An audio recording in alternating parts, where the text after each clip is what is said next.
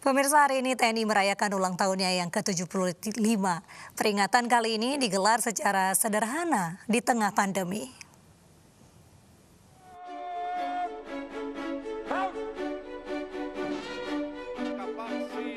Biasanya perayaan HUT Tentara Nasional Indonesia digelar dengan meriah. Berbagai kegiatan seperti atraksi prajurit TNI, flypast TNI Angkatan Udara, serta pameran alutsista bisa disaksikan masyarakat. Tahun ini jauh berbeda. Upacara dilaksanakan di Istana Negara Jakarta dengan Presiden Jokowi bertindak sebagai inspektur upacara.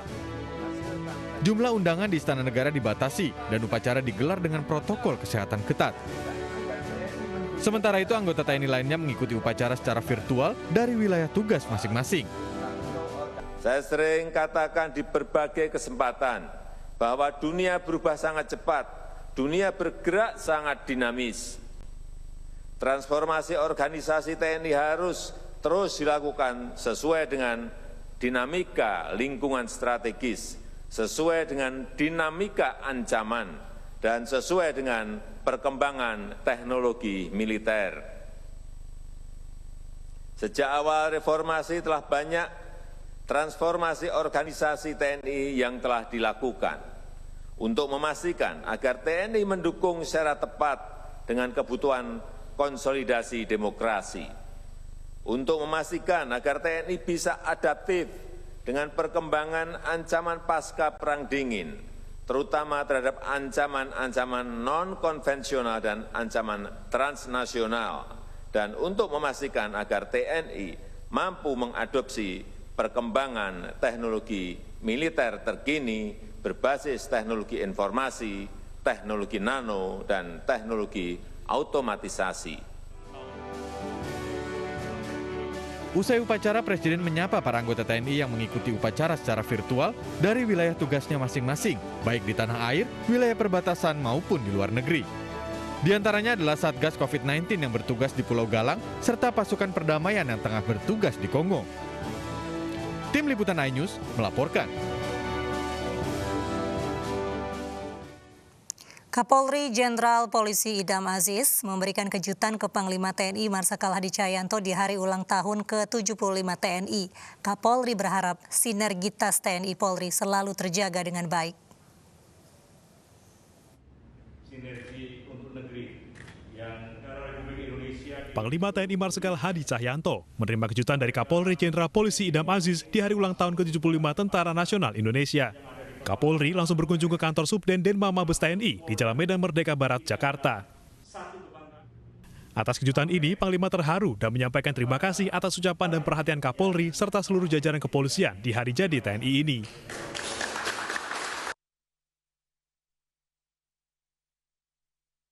Satu kebanggaan bagi kita semua, bagi TNI Polri dan seluruh rakyat Indonesia. Karena sinergi TNI Polri adalah kebutuhan bagi bangsa Indonesia untuk menjaga tetap utuhnya wilayah NKRI. Terima kasih sekali lagi Pak Idam, sahabat saya, Bapak Kapolri. Polri mengucapkan selamat hari ulang tahun TNI yang ke-75. Semoga sinergitas TNI Polri ini akan semakin membaik dan semakin solid di dalam memberikan perhatian yang terbaik kepada bangsa dan negara. Pada hari jadi TNI yang ke-75, Kapolri berharap sinergitas antara TNI dan Polri yang selama ini sudah terjalin agar selalu dijaga dengan baik.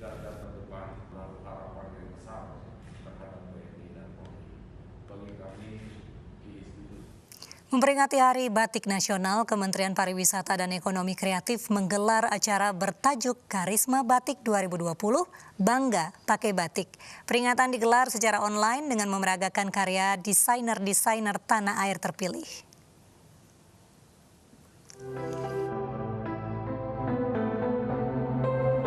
Pandemi COVID-19 tidak membuat pengrajin batik berhenti berkarya. Kreativitas membatik terus ditingkatkan sebagai salah satu warisan budaya bangsa yang diakui dunia. Melalui Hari Batik Nasional 2020, Kementerian Pariwisata dan Ekonomi Kreatif menggelar peragaan busana batik nasional bertajuk Karisma Batik 2020, Bangga Pakai Batik.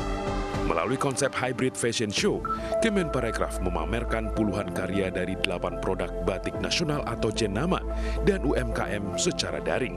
Batik ini menjadi sebuah karya kreatif yang terus digemari dari masa ke masa. Batik merupakan refleksi keberagaman kebudayaan di Indonesia yang memiliki nilai estetika tinggi sekaligus menjadi penggerak dan pemacu roda perekonomian rakyat Indonesia. Bangga pakai batik, bangga buatan Indonesia. Mencintai batik berarti kita mencintai kreativitas, budaya, dan seni anak bangsa. Mencintai batik berarti kita mencintai Indonesia. Batik tidak hanya sehelai kain. Batik telah menjadi karya seni berupa kain bergambar yang menjadi warisan budaya bangsa Indonesia. Bahkan setiap wilayah di tanah air kaya dengan jenis dan ciri khas batik yang berbeda-beda. Tim Liputan iNews melaporkan. Pemirsa, nama Dr. Handoko Gunawan viral beberapa waktu yang lalu karena dedikasinya merawat langsung pasien COVID-19 di usianya yang sudah 80 tahun. Atas kontribusinya, Dr. Handoko terpilih menjadi salah satu nomini dalam ajang Indonesia Awards 2020 kategori penghargaan khusus bidang kesehatan. Dr. Handoko Gunawan adalah salah satu dokter spesialis paru yang berusia 80 tahun. Namanya sempat mendadak viral di media sosial lantaran menjadi jajaran dokter yang langsung menangani pasien corona. Dr. Handoko tetap berjuang merawat pasien terinfeksi COVID-19 meski sudah dilarang pihak keluarga. Di usianya yang tak lagi muda, Dr. Handoko Gunawan malah berada di garda terdepan penanganan kasus COVID-19 dan bekerja merawat pasien hingga jam 3 pagi. Dr. Handoko Gunawan terkenal di awal kasus COVID-19 di Indonesia. Dokter yang sudah mengabdi hampir 40 tahun ini bahkan sempat dirawat di rumah sakit karena mengalami kelelahan dan sesak nafas. Atas pengabdiannya tersebut, Dr. Handoko Gunawan pun menerima banyak apresiasi dari masyarakat dan para pesohor tanah air.